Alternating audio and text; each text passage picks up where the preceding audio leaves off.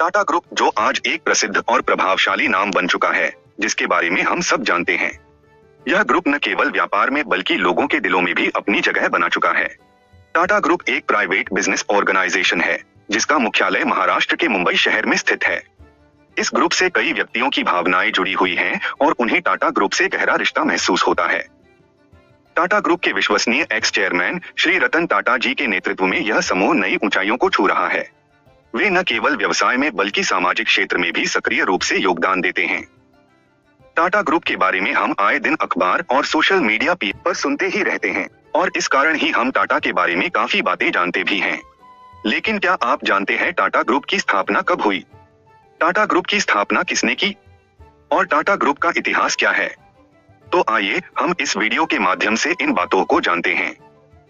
जमशेदजी नुसीरवानजी टाटा भारत के प्रसिद्ध उद्योगपति तथा टाटा समूह के संस्थापक थे। उनका जन्म 3 मार्च 1839 में दक्षिणी गुजरात के नवसारी में एक पारसी परिवार में हुआ था। उनके पिता का नाम नुसीरवानजी तथा माता का नाम जीवनबाई टाटा था। उनके पिता अपने खानदान में अपना व्यवसाय करने वाले पहले व्यक्ति थे।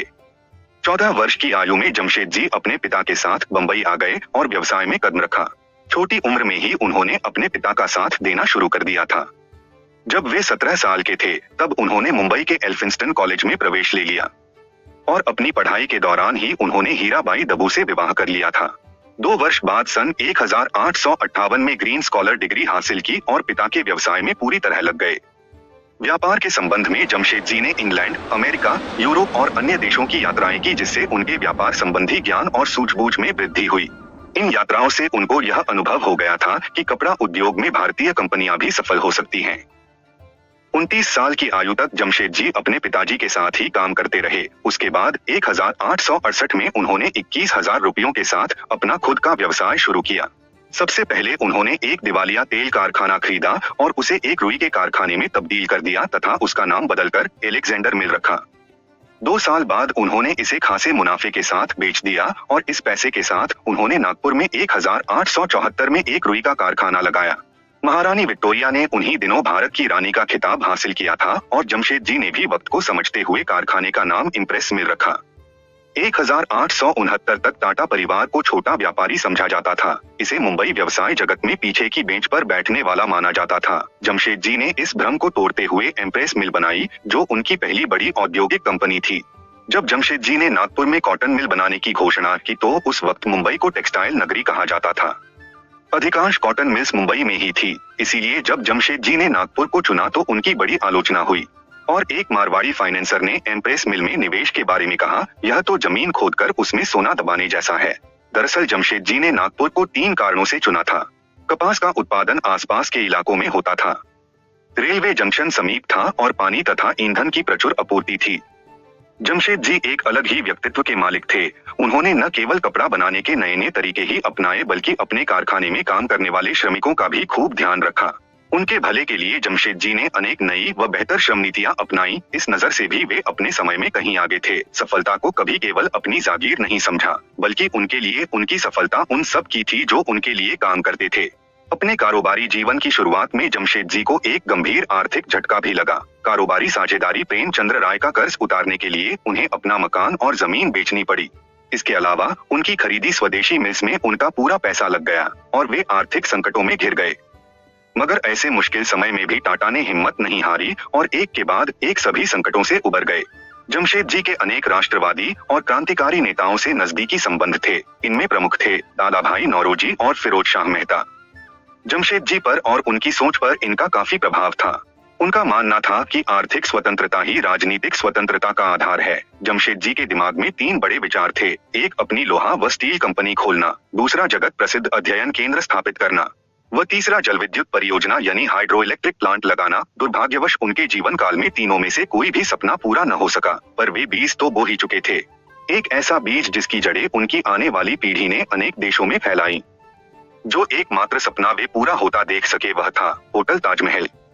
यह दिसंबर 1903 में 4 करोड़ 21 लाख रुपए के शाही खर्च से तैयार हुआ। इसमें भी उन्होंने अपनी राष्ट्रवादी सोच को दिखाया था।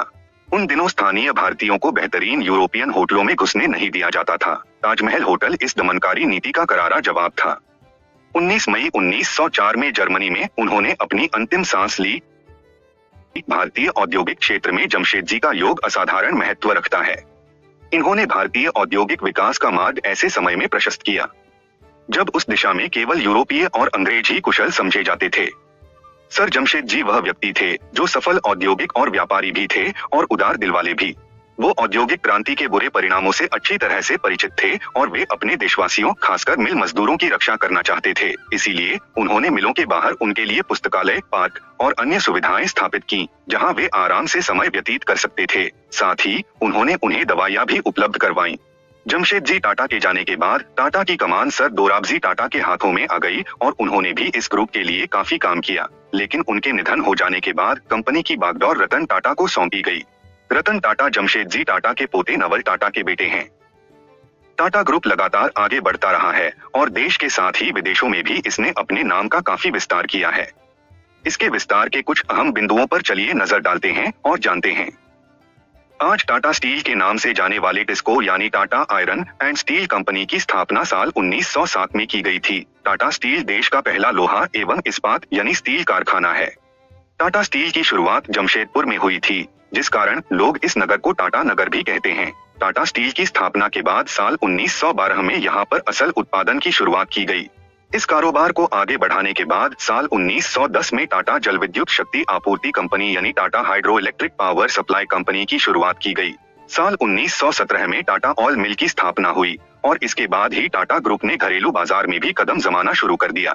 साल 1932 में टाटा सन्स के द्वारा टाटा एयरलाइंस की स्थापना की गई, जिसे आजादी के बाद सरकारी एयरलाइंस कंपनी बना दिया गया था। लेकिन टाटा सन्स ने साल 2021 में सबसे अधिक बोली के साथ फिर से टाटा में जोड़ लिया। साल 1939 में टेल्को की स्थापना की गई थी। इसी टेल्को को ही आज हम टाटा मोटर्स के नाम से जानते हैं, जिसके बाद ही साल 1945 में टाटा के द्वारा रेलवे के लिए रेल इंजनों और दूसरी मशीनों को बनाने का काम भी शुरू किया गया। साल 2007 में टाटा ग्रुप के द्वारा यूनाइटेड किंगडम के कोरस समूह को भी अपने अधिग्रहण में ले लिया। आपको बता दें कि कोरस विश्व की सबसे बड़ी लौह इस्पात निर्माण कंपनी है। इसके अलावा Tata power, Tata chemicals and Tata pigments, life insurance industry, Tata McGraw Hill, Indian institute of science, Tata basic research centre, Tata institute of social sciences, Tata energy research institute, Tata management training centre, national centre for performing arts, Tata tea, Titan, Tata turn, Tata sky आदि से Tata group का नाम सीधे तौर पर जुड़ा हुआ है। यही नहीं, इस लिस्ट में Incat, Nelco, Nelito systems, TCS, Tata interactive systems, Tata infotech, Tata technologies, Tata teleservice, Tata net, Teleglobe आदि भी हैं। जैसा कि हम जानते ही हैं कि टाटा ग्रुप एक मल्टीनेशनल ब्रांड के रूप में पहचान बना हुआ है और साथ ही देश के सबसे बड़े समूह के रूप में भी जाना जाता है। आज देखा जाए तो देश भर में टाटा ग्रुप के द्वारा लाखों लोगों को रोजगार दिया जा रहा है। यह कहा जाता है कि टाटा के पास कुल 96 कंपनीज हैं जो कि अलग अलग सेक्टर्स में काम करती हैं। यही नहीं, इस कंपनियों में कुछ नाम ऐसे हैं जो कि पब्लिकली लिस्टेड की जा चुकी हैं। आज की डेट में टाटा ग्रुप को 40 से भी अधिक देशों में सक्रिय देखा जा रहा है। उसी के साथ टाटा की पहुंच 6 महाद्वीपों तक हो चुकी है। टाटा समूह विश्व के 140 से भी अधिक कंट्रीज में अपनी सर्विसेज दे रहा है।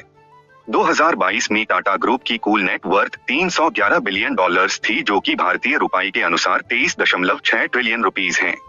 इतने बड़े नंबर के बाद भी रतन टाटा या उनकी कंपनी अमीर लोगों की लिस्ट में नहीं दिखाई देती है, जिसका सीधा कारण है कंपनी की 66% अर्निंग्स को फिलैंथ्रोपिक पर्पसेस यानी कि चैरिटी और ह्यूमन लाइफ की क्वालिटी को सुधारने में लगाया जा रहा है,